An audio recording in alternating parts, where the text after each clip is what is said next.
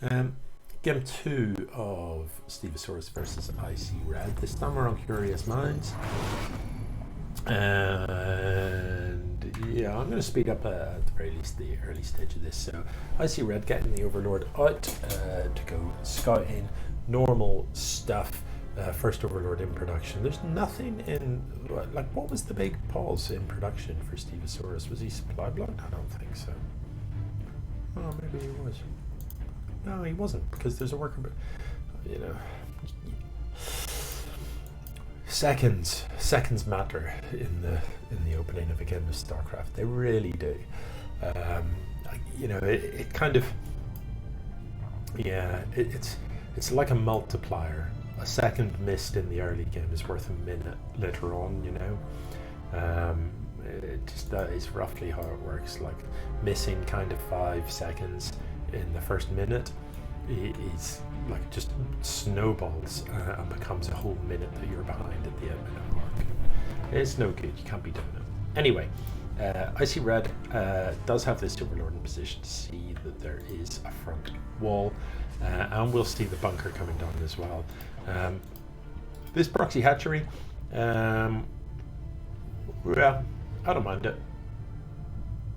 Interesting location, unlikely to get scouted for a while, to be honest. So he could well get away with this for some time. You could mine from here, or you can just use this to get those faster reinforcements, and I think that's what we're looking at here. It's just going to be a roach all in. What I'd love to see is a couple of Ravagers. You know that there's a bunker here, so why wouldn't you be turning these into bunker busters? 3 Ravagers is where it's at. Get your roaches up in front, because roaches are armored, Ravagers aren't. Drop the corrosive balls. One of the things that's really good for is it prevents repair.